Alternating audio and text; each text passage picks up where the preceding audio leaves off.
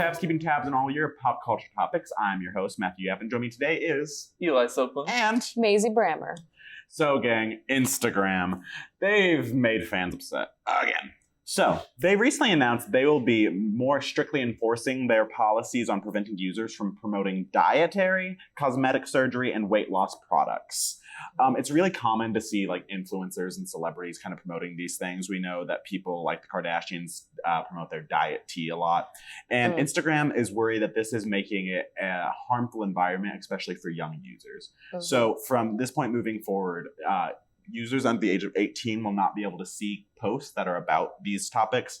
And in general, if you are promoting what they describe as miracle cures, the post will just be removed. So what are your initial thoughts on that? I'm honestly surprised that this has been up for as long as it has. Because like we've known about this for like years and like we obviously know it doesn't work. Like who sees like sugar bear hair and is like, oh my God, inches. Like that's not a thing. Like, so I don't know. And it's obvious that like celebrities just do it as like, you know, brand deals to like get money but it's all a big joke. So I'm really glad that Instagram's taking a stand against it and really like you know, taking a stand against it. And I think it's great. I think it's good. It's progressive.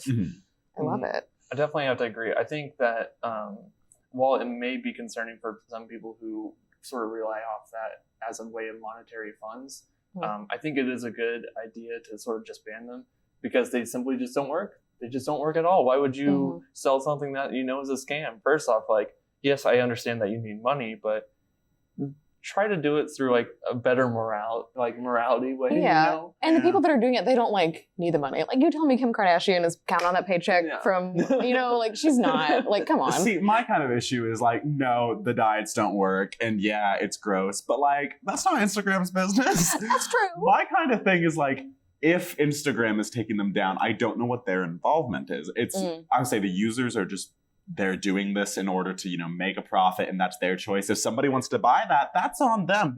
That's like saying that like, you know, a grocery store needs to take out unhealthy food because it's bad for them. Like, sure, it probably is, but it's consumers can kind of choose what they want. Yeah, but I think it probably becomes harmful when like Instagram's algorithm like recommends it to people because like I think we know that happens. Yeah. So in like that sense, it shouldn't. I mean, I agree with what you're saying, but I do think that it's right for like people under 18 to not have to be like privy to that. Like I think that's where it crosses a line. Well, I do think that's probably has to do with it is like they're under 18, they're children, they're more susceptible to this. Yeah. And they have bank accounts. I didn't have a bank account until I was 17. No.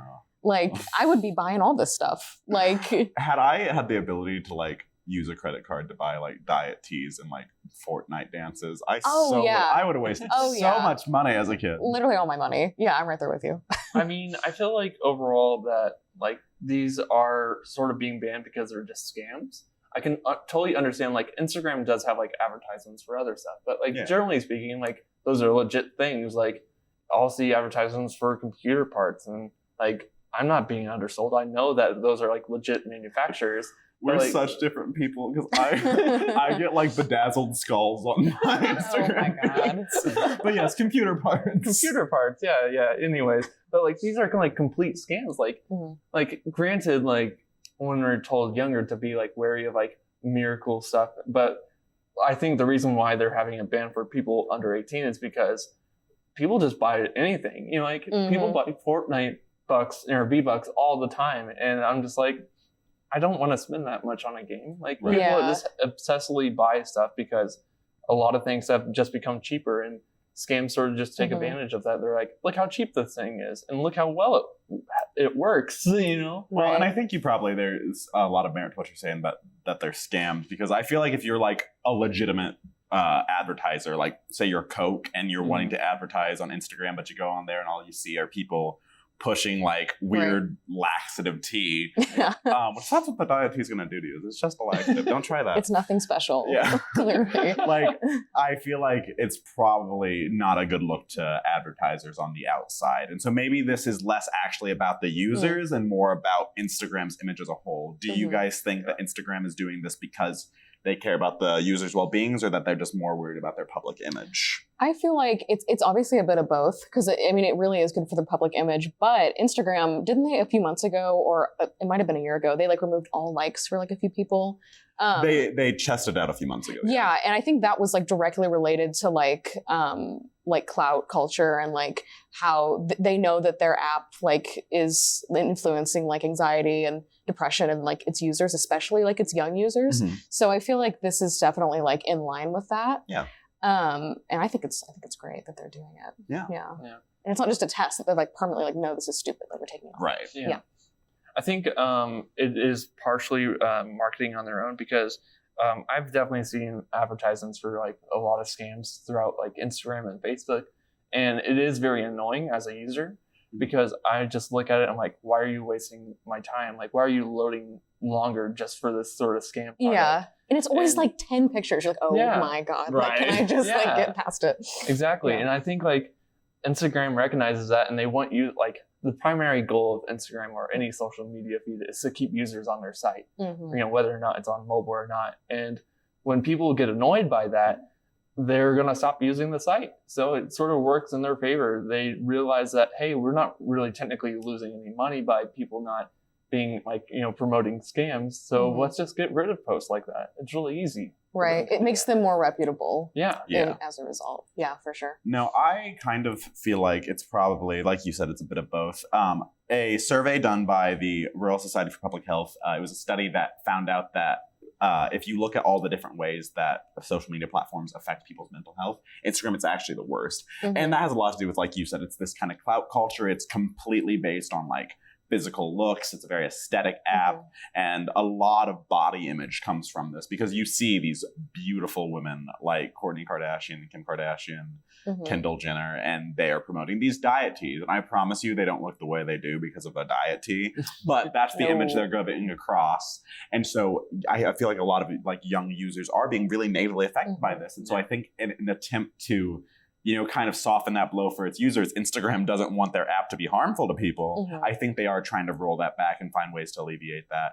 I also do think that a lot of this has to do with the fact that their app has been used before to do really misleading things. If you guys remember the disaster that was Fyre Festival, it was this big music festival that a ton of like social influencers were like, we're going, it's going to be great.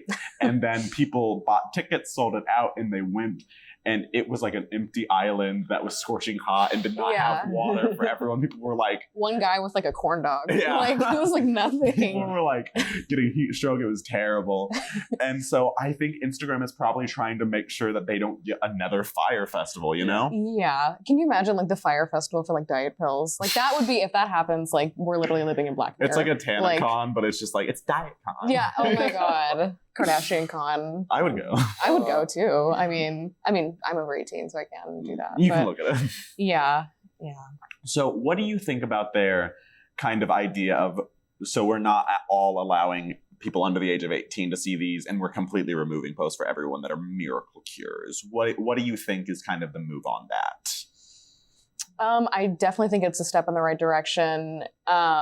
It's like, it's what we should have done all along, because it's like Instagram, like you said, created this culture of like clout and like everyone's being compared like literally solely on their looks. But like Instagram's also like an aesthetics like website for like photography and stuff like that. And like, I think that's like where they want to like shift it to more.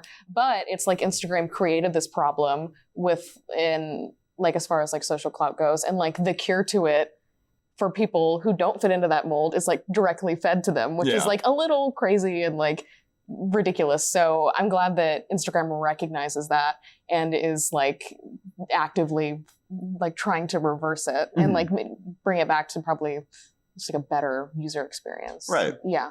I think talking about like body image and stuff overall on Instagram, whenever I do see scam kind of advertisements and photos on Instagram, it's usually someone who like looks like some sort of model holding up like, like their product as well. So like it's obviously tied to that image, and they recognize the people who do these advertisements recognize that people go on Instagram and they look at the people and they're like, oh, they look healthy and they're holding this thing. Like I want to be that person as well. And like, it's totally abusing like the studies from Instagram and that says like people view themselves differently when they're using the app, because a lot of things are based on photos. That's literally what Instagram is all about. Yeah. And there's been countless studies that like just the beauty industry in general, but also just the like dieting industry is a really predatory industry. And I think Instagram's probably making a good move at trying to like separate themselves from that, because people will make a buck off people's insecurities any chance they get. And so I think it's really smart of Instagram to try and remove that. Something that has been brought up is this is not fair to a lot of Instagram influencers, because this really is a lot of people. It's a big industry, like their way of life is being an influencer. And so do you think it's kind of fair to these influencers who have really kind of supported the platform and grown on Instagram and grown with Instagram to then just in turn just be like, nope, sorry about your luck. We won't let you get money the same way. It would be different if they were doing it for like more brand deals than they are. But like, girl, you can like sell your soul to honey like everyone else. Like, I don't know, Squarespace. Like, come on. Like I don't know. And like people I like, and this is just like me personally, but like people I like and look up to aren't like, I'd like to think that I don't look up to like shady people that would do stuff like this. So it's honestly probably good that we're weeding out people like that. I mean, especially if that's like the sole way that they're making money. Yeah, I just don't. Yeah, no. What do you think? I mean, I feel like the people who are on social media already selling these kind of things, like, I feel like if you're going to initially start selling, you know, kind of like scam products, like, you're aware that like they don't really work. I feel like that's a like initial thing that you have to recognize. So if I was one of them and I heard that Instagram was starting to ban my own posts, it would make sense. Like, they're doing technically the moral right thing. Like, they just don't want people to be scammed, and then they feel anger towards Instagram for showing them a product that doesn't work. Do you know if YouTube has any like precautions towards this kind of stuff? Because like their algorithm and stuff is pretty strict. And like, I mean, people every day I look like on Twitter and there's a new like YouTube like copy strike for this, that. So I feel like, and it's because that's like a website like based entirely on influencers. Yeah. So it's like, it's not allowed on YouTube. That's like the standard. Kids. Yeah. Oh, okay. It's not allowed on YouTube Kids, but so long as it's marked as ad, you can do it on YouTube. Oh, okay. What concerns me is like, I think there are plenty of influencers who are doing this for a good reason. For example, Klarna is an app. Not Klarna. Klarna is an app that received a lot of criticism because it was basically, it's a shopping app that was being marketed towards teenagers. And it kind of falls into the idea of getting a teenager to sign up for a credit card, because it's essentially a credit card app, and then having them rack up debt. Yeah. And they went to a lot, and I mean a lot of like queer influencers and like drag queens and all these people, and we're getting to them to market towards a young queer audience. And you know, those are very susceptible people, and a lot of those kids end up racking up some debt that they didn't really want. But I was gonna get Klarna, like for real. Don't. But the problem with that is, you know, a lot of these queer influencers and drag queens and stuff, they are smaller and they don't get a lot of offers from people willing to advertise with them. And so are they the bad guy, or are they just trying to make a buck? I feel like it's a similar situation where you see a lot of small artists who the only people who offer them an ad is someone who's like a diet pill. And so yeah, they're going to take it. So do you think an influencer should be held accountable for the advertisers they're taking? And I trust those drag queens too. I would let them sell me nuclear waste, like literally. Nuclear waste has its merit. Honestly, I understand that like they're being indirectly punished by this, but I think that once this like moves out of the way, because I feel like it's the fad right now, to like, you know, dieting and all that. So like once it's literally like no longer applicable to the website, something else will fill its spot, something else kind of in the same kind of wheelhouse. But yeah, it's not that big of a deal, honestly. And if anyone should be like directly punished, it should be the companies themselves. I do think it's, I remember a video, while it may not directly relate to fad diets, it related to like mobile game advertisements. And do you guys know Gus Johnson by any chance? I do. Yeah. So Gus Johnson made a whole video rant about mobile game development, and like he was saying like he got like a lot of offers from them to like say like, here's our ads, like this is what we want you to do exactly word for word, like, you know, second by second. And I think that like he's like, I don't want to do those ever again. Like, first off, they're terrible to do. Second off, it feels like I'm just scamming people.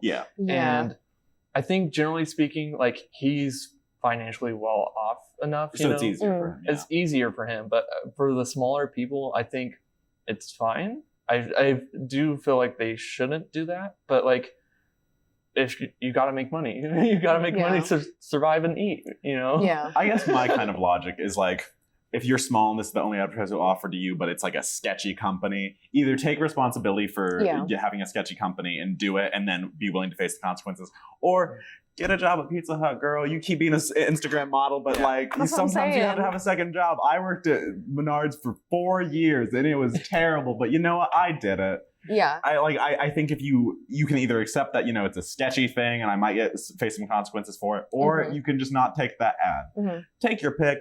But either way, I think that these kind of influencers who are relying solely on diet things, they're going to be kind of going downhill. Oh, yeah. You know what else is going downhill? GameStop. We love a transition. We really do. So GameStop has recently announced that they will be closing 180 to 200 stores and may continue to close more stores in the future. They don't have a lot of stores left as is. Oh my God. So this is probably going to be a bad thing for them. The company blames the increase of digital sales and online shopping for the closing of their retail stores. So what are you guys' initial thoughts on this? I am okay with this because let me tell you why. Whenever I step into a GameStop, panic, anxiety. I don't know where anything is. I know they're gonna scam me. It's only like men who I know more than me. I'm just kidding. But I'm not really surprised at all. Like you said, with the rise of like online gaming and just like you can literally just sit in your house and download it for like no additional fees. Like why would you not do that? But in my underwear, I can't do that at GameStop. I've tried. Yeah, that's another thing. Yeah. It's so rude. It's so rude. But yeah, like people are always just going to choose convenience over like saving a business that no one really, cares about. But I'm sorry, why do I hate GameStop? I'll tell you why I hate GameStop. I know why I hate GameStop, actually. On eBay, I can sell a copy of Pokemon Platinum for the DS for like $80. Like Pokemon Platinum, they don't produce that anymore, and it's like it's a good game. It's a great game. One of my favorites, love Gen 4. But if I take that to a GameStop, they offered me $12.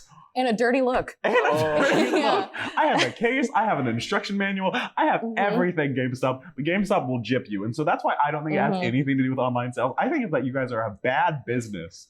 You guys are mean. Fix your reputation and give me my coin. Yeah. My games. I bought those at full price from your store. To be fair, they clearly don't have any money to be giving. No, but like, no, not at all. I think honestly, it's how like old-fashioned their stores are. Because first off, I've never seen a GameStop that's not been outside of a mall or that's a plaza.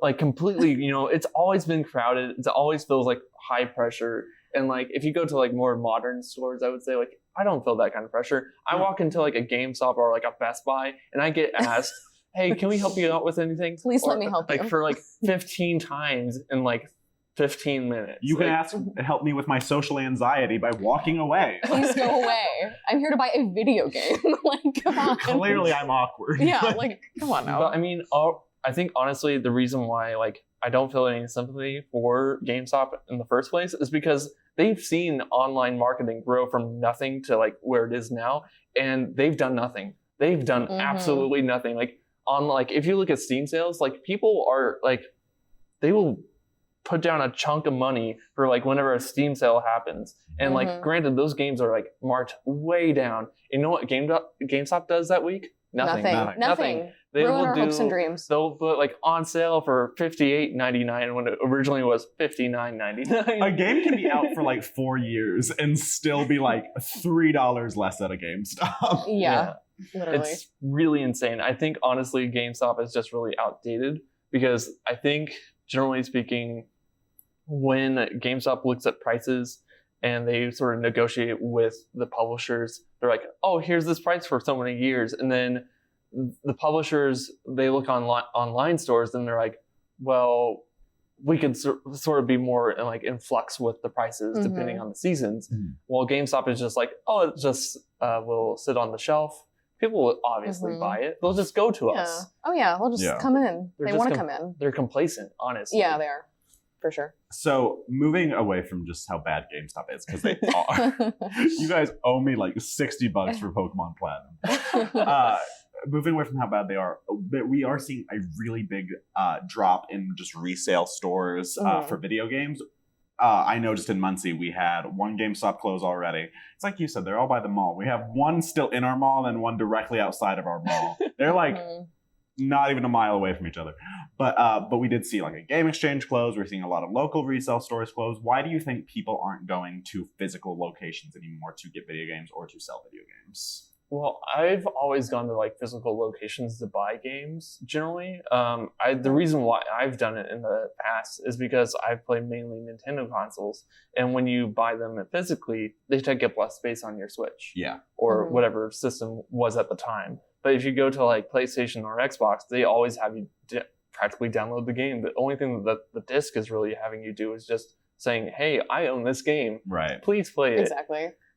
So I think overall it's mainly like a storage kind of issue, especially nowadays with games being like 50 gigs and people are like, oh, I'll just download it anyways.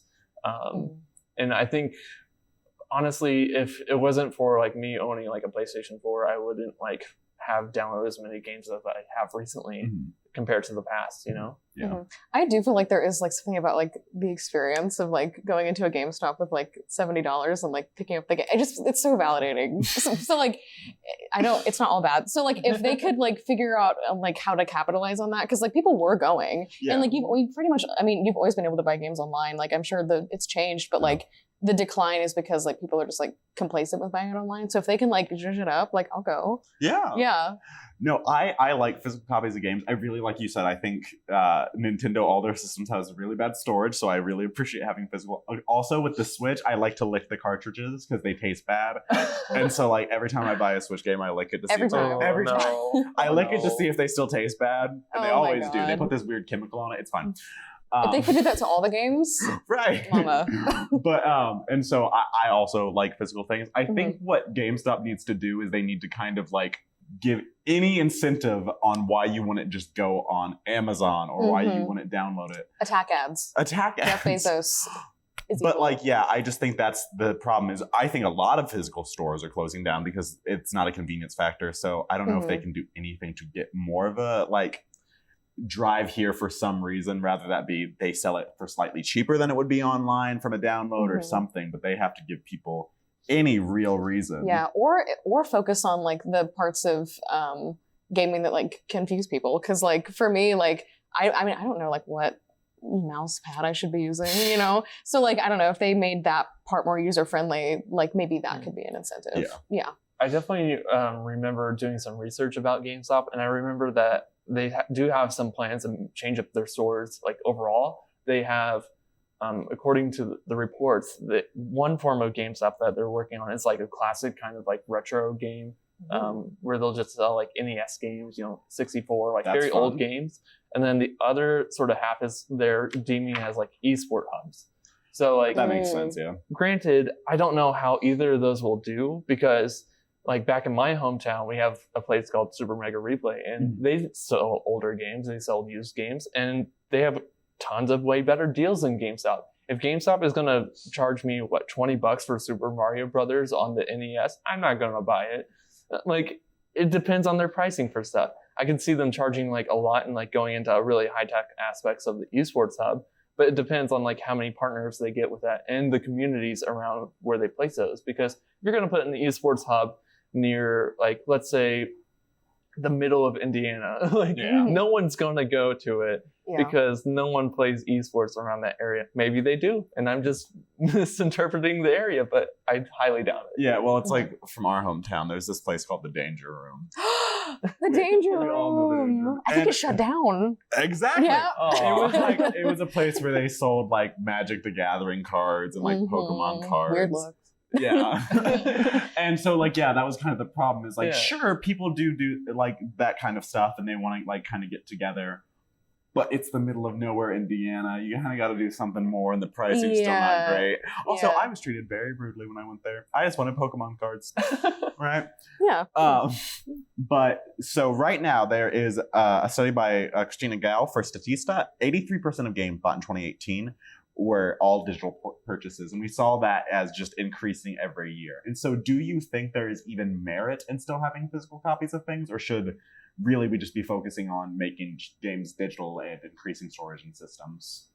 I think the interesting like argument that I've seen from digital games throughout the years is the ability to like recover them throughout the like, for example, if you have a game downloaded on the eShop and let's say your Switch breaks, a lot of people think, oh man, like I've lost that game forever, but it's tied to an account. So that's something that they've always like sort of like just gloated over. They're like, instead of losing a physical game, like you'll just have it stored on the cloud, which honestly for me just sounds like, for me personally, like I've never lost a physical game. Like, like I consider myself really responsible with this. I'm not responsible. I'm not. So I used to take DS games and just like toss them into You- a big pile on my little counter. You lick your games. You I just do told lick us my that 5 games. minutes ago.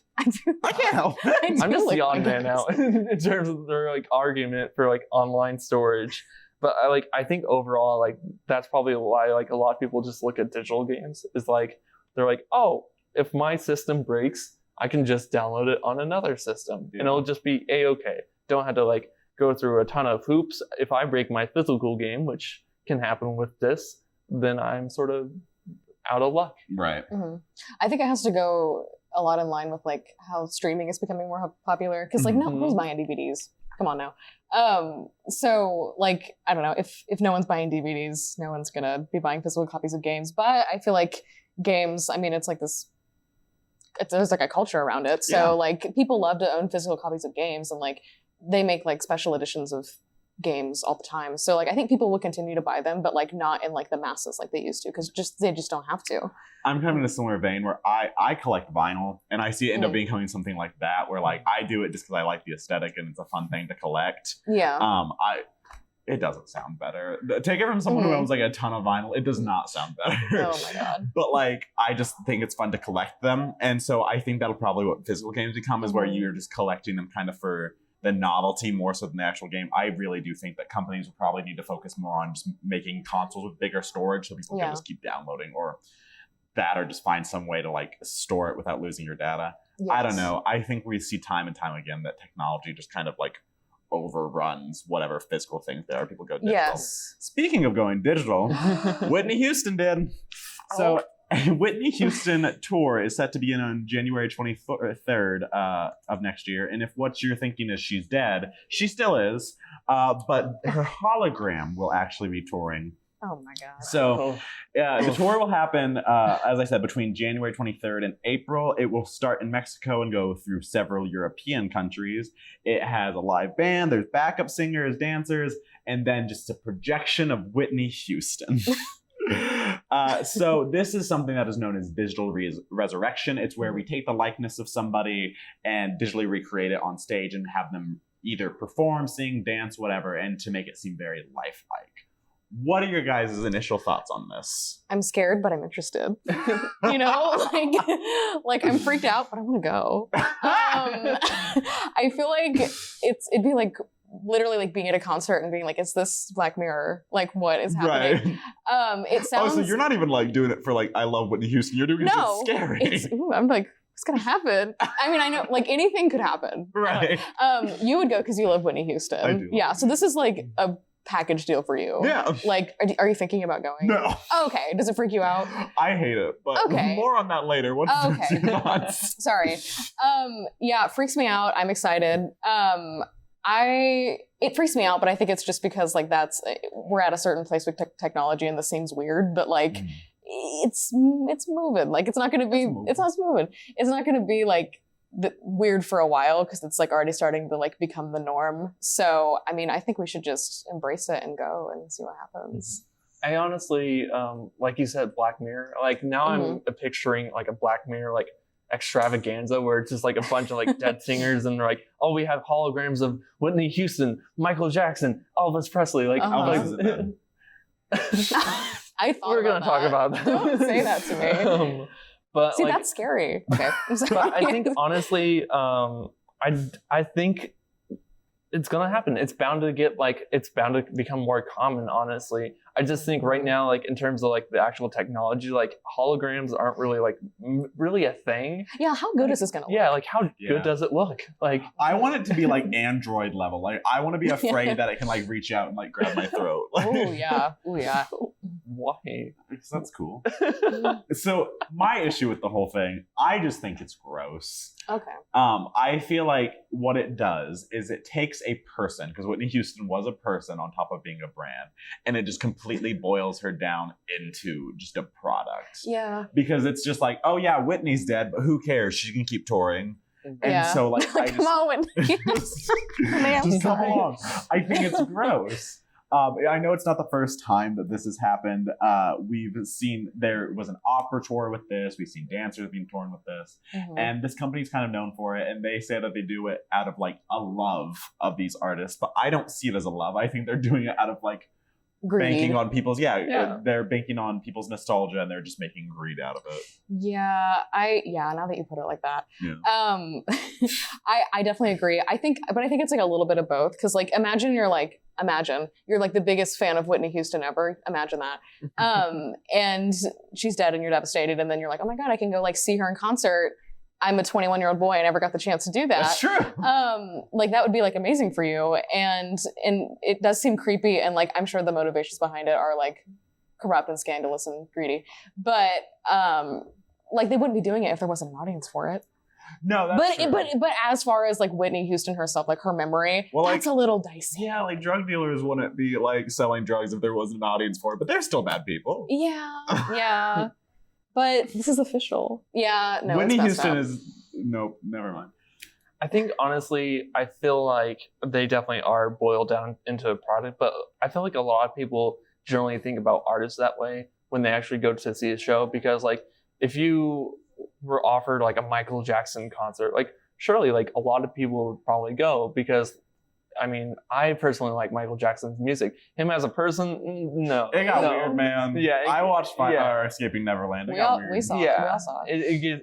It's questionable, but like overall, I think people go to concerts for the music. And honestly, if it's a hologram concert, it's not going to mess up unless some weird technical difficulties. But like they're going to hit every note perfectly. Like that's the weird thing Essentially, about it's just it. a bunch of people sitting in a room listening to Whitney Houston. No, and that's kind of my next point. Do you think it's about the music still? Because for a lot of people, I know for me especially, like the appeal of live music isn't necessarily hearing the song, because like I could listen to it on Spotify for much cheaper.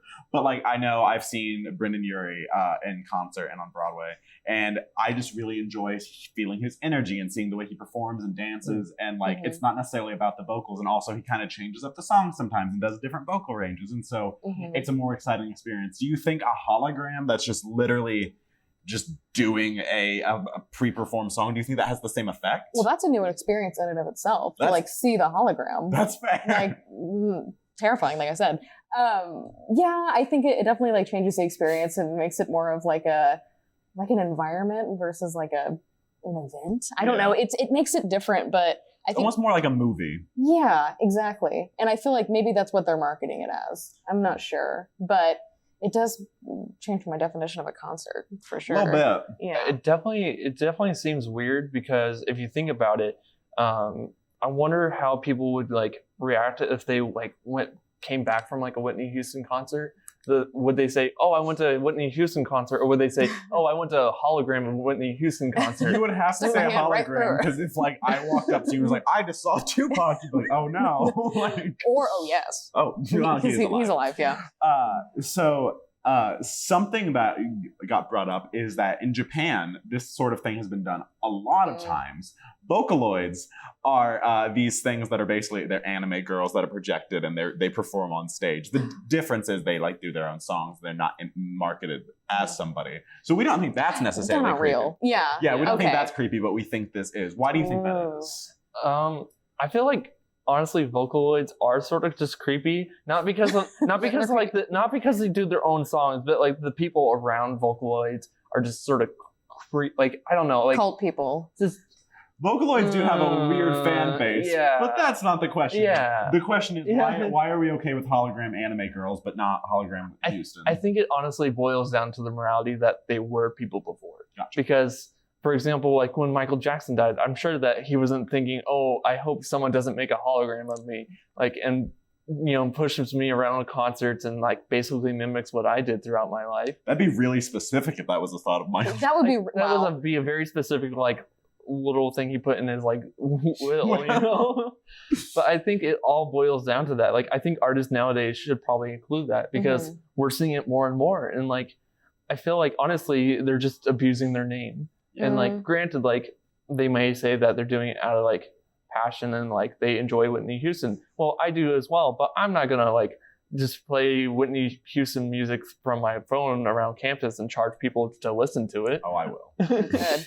I agree. But I also feel like an artist, like they want to, like, they obviously want to be remembered, and like that's why they recorded all their music and they did concerts and there's videos of that concert, and they're kind of like they're a personality. Yeah. So to like kind of to recreate that in a likeness isn't like I don't think it's as scary as like it seems. I think the money aspect of it is the most scariest because the fact that greed is entered in. But I think it's normal to want to remember someone for their art and all that. That's actually valid. It is partially what they wanted. Yeah. Yeah, but I don't know. We'll have to see in the future how we all feel about it. Now, something that has happened, digital resurrection has happened in other forms. Something that's getting more and more common is we're seeing it in movies. So in Rogue One, we saw a kind of de-aged Carrie Fisher that was used by her likeness. We've seen General Tarkin. We have a lot of characters that are recreated to either finish scenes or be in movies where they've passed and that character comes back up. Do you see that as an issue, or is it kind of like okay for you? To me, that seems a bit more okay, because a lot of the times it's like they're finishing out the movie, so it's like they actually like we have a contract saying that they would have wanted that. But it's a bit different, just because they're finishing out, and it's not a whole like production on stage, right? I guess. Yeah, I see it as I'm all right with it because we're not necessarily making a new Carrie Fisher. We're making a new Princess Leia. Where Whitney Houston, she's not a character. She's just Whitney Houston. Yeah. So like, to me, it feels like we are digitally creating a character, and now we just live in an age where we can make hyper realistic versions of characters when they're animated, CGI. And Whitney Houston, that's a person. She's not a character. She wasn't someone's work of fiction. She was a real human being. And so that's where I kind of draw the line. Yeah. I think the reason why people have issues with characters in movies that like were digitally recreated is that they look really similar to the people who played them before. Yeah. If it was like a brand new character that was just digitally created from like scratch, let's say like someone from the Star Wars comic books, and they just brought it into the movies as like a digital recreation, I'm sure people would be fine with that. Yeah. But like it's because that like Princess Leia was played by Carrie Fisher, and Grand Moff Tarkin was played by I forget the name, but it's because these people were actors before, and that they were actual people that probably people have issues with them being digitally recreated. But like you said, I think it's generally fine because those are characters. It's not really like the actors themselves are like being remade into life, because when actors sign on to movies, they recognize, hey, I'm playing this character. I'm not playing myself. Yeah. That's a little bit different. Yeah. There's an obligation to like fill that void versus like people like you don't really have to. No, like it's uncomfortable still a bit because like you said, like Princess Leia and Carrie Fisher, like they're synonymous. Like people, they think of them together. But at the very least, it's not like we're like recreating Carrie Fisher for like cast interviews. That'd be for just a chat. Yeah, like just to hang out. Yeah. But what are your closing thoughts on that, or anything else we talked about today? I love today's episode. I'm glad to be back. Good. I'm feeling it. I feel no sympathy for Gamestop or the scam people on Instagram, and please pay me for my games. I need money. But I am glad to be back as well. Yeah. I am uncomfortable with the Whitney Houston tour. I'm really uncomfortable inside of GameStops. And I'm uncomfortable on Instagram because I don't look as good as a lot of the models. But I'm also glad to be back. This has been Pop Tabs. Thank you guys so much for watching. I've been your host, Matthew Yapp. I was joined today by Eli Sokeland and Mayzie Brammer. Thanks for watching. All right, and now end it with a pop dab, as I like to call it. 1, 2, 3. Pop dabs. Pop dabs. I like that.